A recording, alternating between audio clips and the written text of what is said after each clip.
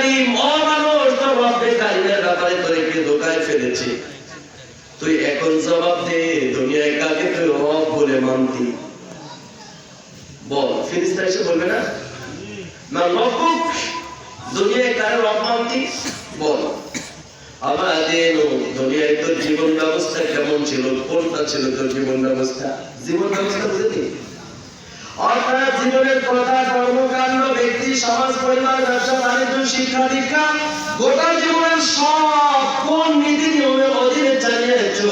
লোকটা যদি ভালো হয় বলবে দিন ইসলাম, আমার জীবনটার সব কাজ চলতো ইসলাম মোতাবেক। আলহামদুলিল্লাহ বলেন।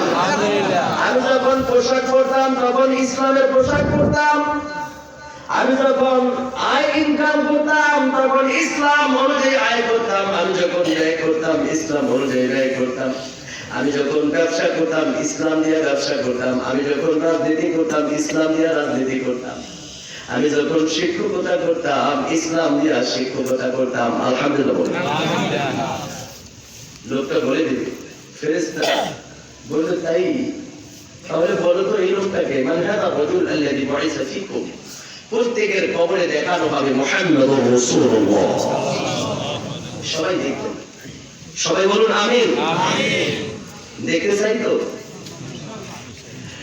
বলো তো, এই দুইটা তো বলতে পারলা, এই লোকটাকে বলবে মুহাম্মাদুর রাসূলুল্লাহ।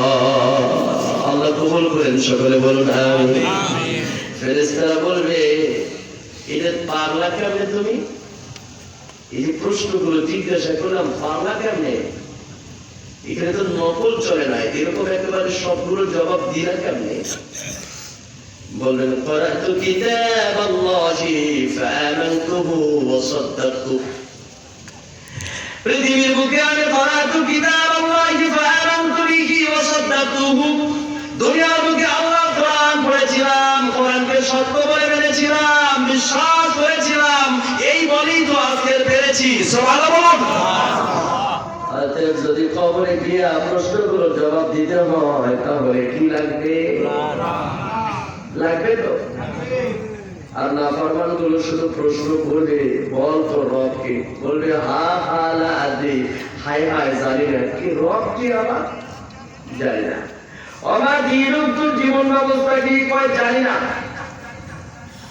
বলছে মান হাদা রাজুল, এই লোকটাকে দেখতেছো, চিনো নাকি?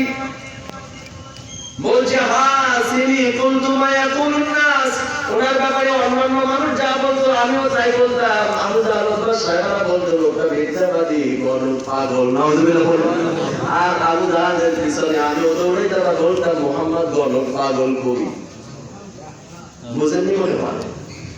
পৃথিবীর নাফরমানগুলো যা বলতো তাই পিছনে পিছনে দৌড়াইতাম।